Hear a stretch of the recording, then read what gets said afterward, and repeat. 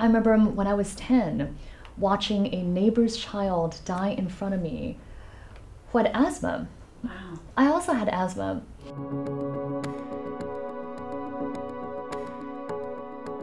For many people, this is the first time that they're hearing your name and learning about you. So tell them who you are. Sure. Well, first of all, I am so honored to be named the president of Planned Parenthood. Planned Parenthood has done more for women's health than any other organization. And for over 100 years, the doors to Planned Parenthood have been open to provide medical care, no matter what. So I have been very lucky in my life that I've been able to become a doctor. I grew up in some difficult circumstances. My parents and I immigrated to the US just before I was 8. And even though they worked multiple jobs, we still really struggled to get by. My parents cleaned hotel rooms and washed dishes, and even then we depended on Medicaid, we depended on food stamps. We were evicted from our home several times because we just couldn't pay rent. And when my mother couldn't get care anywhere else, Planned Parenthood was there for her. I was also a patient in Planned Parenthood. My little sister was also a patient in Planned Parenthood, just like 1 in 5 women in America. You know, I'm so lucky that I got to achieve my dream of becoming a doctor. Growing up, I saw so many times what happens when people don't get the care that they need.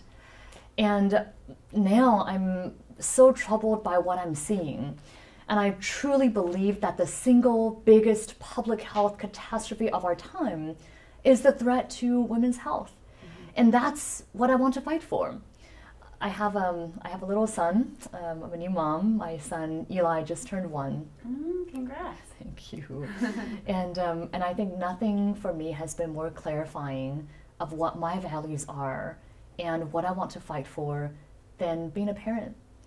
And I look at the future that I want for Eli, and it's a future where women and men have the same rights, including over something as basic as our own bodies, and where everybody is guaranteed access to healthcare regardless of what you look like, what income you have, who you love, and where you happen to live. Your background and your experience as an immigrant affected the way that you interact with patients, because you're in an ER where you are coming across immigrants, women in unlikely circumstances. Tell us about some of the things that you have seen and dealt with and how your personal perspective shaped that. Well, I decided to go into emergency medicine to work in the ER because I never wanted to turn any patients away. I grew up in some really challenging neighborhoods where I saw all the time what happens when people go without care. I remember when I was 10, watching a neighbor's child die in front of me who had asthma. Wow. I also had asthma. And it wasn't because the medical care wasn't there. There was medical care available. It was that he and his family, they were undocumented immigrants.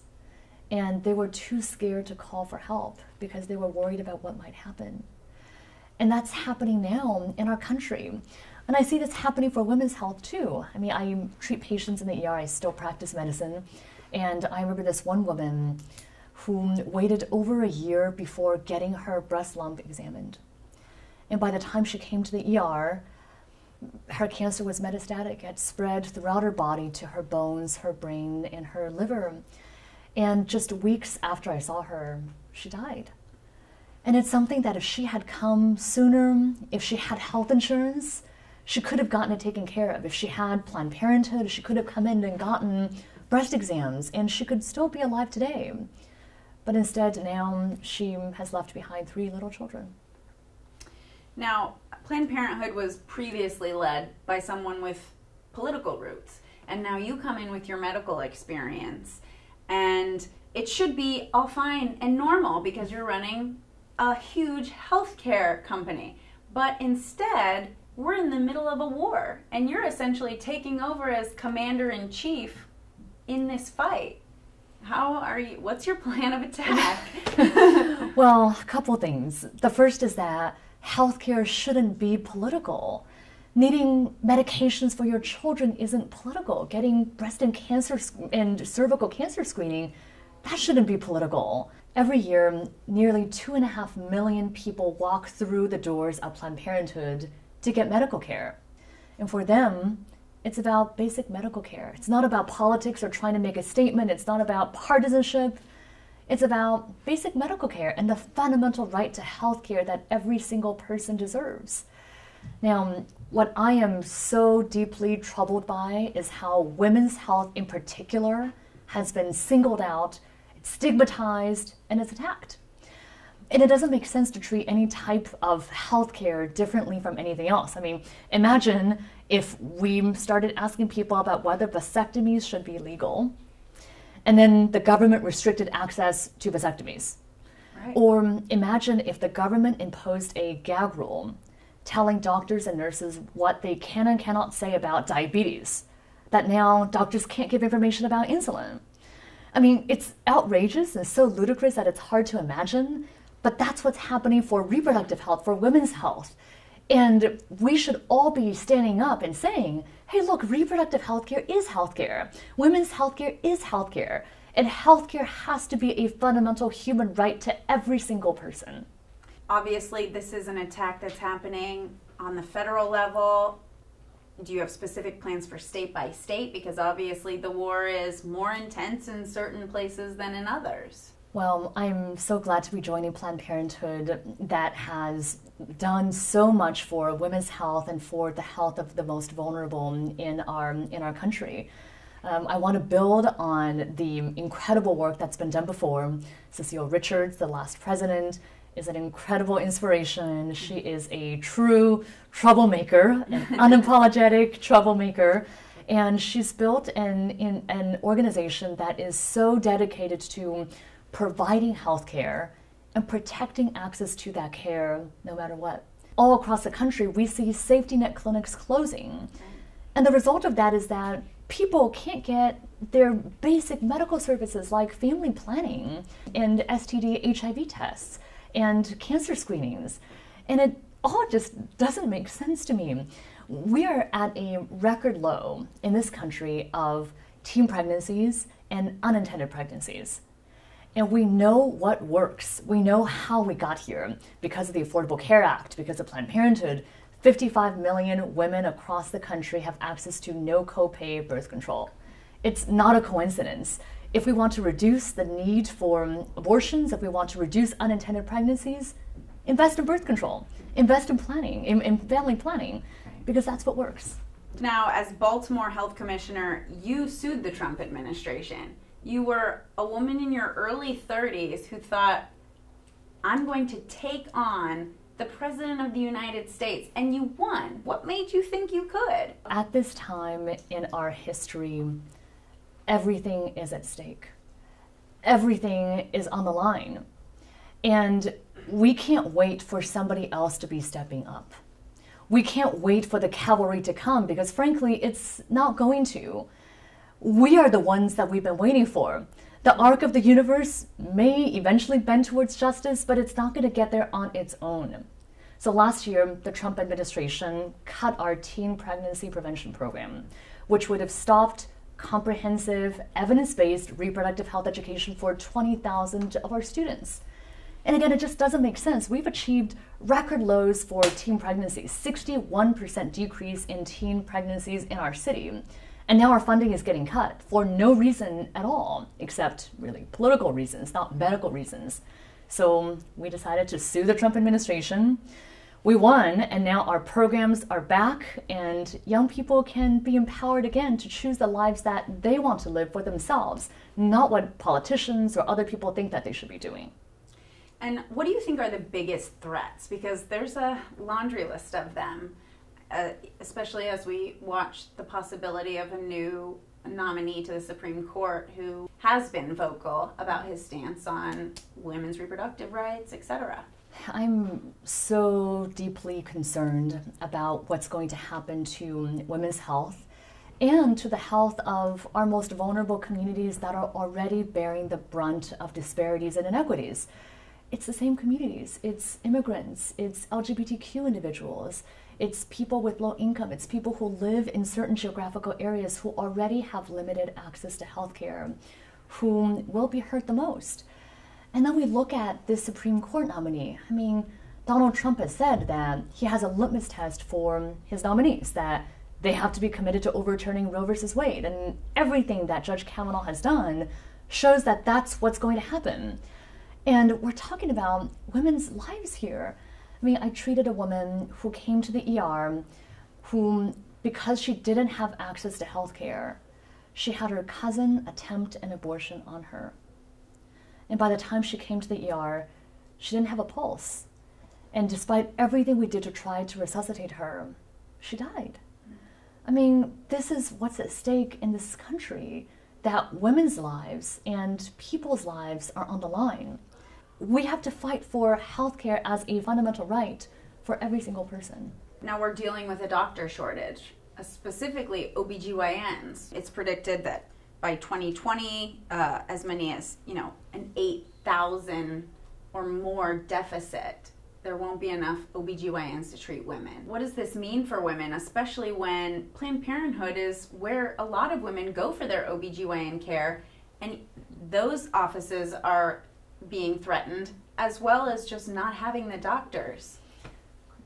Theoretical policy is not going to be enough unless people can actually get the services that they need. So even if we say that we believe in prevention, that we believe in women getting the care that they need, if they literally can't get that, it's not going to do much good. And I am very concerned about the doctor shortage. I'm also so concerned about these restrictive laws that are already being passed to further decrease women's access to healthcare. In the last 7 years, there have been over 400 laws passed around the country that restrict women's access to abortions and to other health services. And that's why we're seeing hundreds of clinics closing around the country. Those who are hurt the most are those who already don't have access to healthcare. And these are individuals who may face issues with transportation, who may worry about childcare or losing their jobs if they take time out to get care, whom are already facing long legacies too, that are rooted in communities of color being discriminated against, communities that have already bared the brunt of mass incarceration and structural racism. And that's only going to be perpetuated if we don't work on this issue of healthcare access. So for some, hearing that Cecile Richards was stepping down was the equivalent to hearing that Ruth Bader Ginsburg was leaving the Supreme Court. She, like I said, our commander-in-chief, she was leading this war. So what are your thoughts on her legacy, and how does it feel to step into those shoes? Oh, Cecile has had and continues to have such a powerful, incredible legacy. She's a personal role model and source of inspiration for me. She's built the movement and built Planned Parenthood not just as an organization, but as a movement with over 12 million supporters and growing, who will defend women's access to reproductive health care and to the health care that we need. And these are really big shoes to fill. But I think back to the legacy of Planned Parenthood. The very first president, Margaret Sanger, was a nurse. And Margaret Sanger and other nurses who helped her at that time, they saw what happens when people don't have access to care. They stepped up and provided care at the time that they needed the most. That's why I'm here, because I've seen in my own life about why Planned Parenthood is so critical. I've seen why Planned Parenthood and how Planned Parenthood was there for me as a young woman to provide judgment-free education and the health care that I needed at that time and at different points in my life. It's my pledge to every single person, every single supporter, and to every single person watching, that I will fight with everything I have, because the future of our country depends on all of us. But I can't do it alone. And with your help, we can make sure that, just like for the last 100 years, but also for the next 100 years, that the doors to Planned Parenthood will be open, and that we will be here to provide health care no matter what. So, did I hear right? You graduated when you were 18 from college?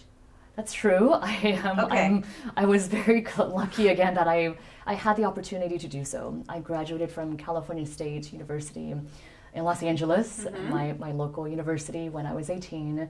And then I went on to medical school. Okay, so you did that. You're a wife. You're a mother of a toddler. And now you're leading one of the largest, like most important organizations, Planned Parenthood. Women get told all the time they can't have it all. But to me, it seems like you do. How did you do that? And how can women watching do it too? Well, it's very nice of you to say that I have it all. I feel like it's just honest. No. I am so lucky in my life that I've been able to make the choices that I wanted to make. And actually, I've been thinking a lot about this in recent days. Because as a doctor, I've been thinking about reproductive choice and about the choice that women have to make clinically. But I've also been thinking in recent days about what it means for me personally. I haven't had an abortion, but I have been the woman who's taken pregnancy test after pregnancy test hoping that I'm not pregnant. Because at that point in my life, I wasn't ready to be a mother. And I wanted to go to college and medical school. I wanted to come out of the circumstances of poverty and the background that I grew up in and achieve my wildest dreams. But I've also been that same woman who, in a different point in my life, took pregnancy test after pregnancy test, and I wanted more than anything at that point to be a mother and for that pregnancy test to be positive. Because at that point, my husband and I really wanted to start our family. And I share this because, first of all, because I'm so fortunate now to have my son Eli, who just turned 1 and is amazing and is crawling and is just the light of my life. But I also share it because I had a choice in my life, and every woman should have that choice. We as a society should trust women, and that's the kind of future that I am committed to fighting for every day. How can young women get involved in the fight? What can they be doing? Know that at this very point in history, everything is at stake. Everything is on the line. 1, make sure that you vote. Make sure that you exercise your right to have your voice be heard. 2, oppose Brett Kavanaugh. We're talking about the highest court of our land and how women's health could be at risk and women could die for decades to come. So call your senators and make sure that they oppose Brett Kavanaugh. And 3rd, support Planned Parenthood. Know that we're here for women, we're here for people across the country to provide care and to protect access to care no matter what.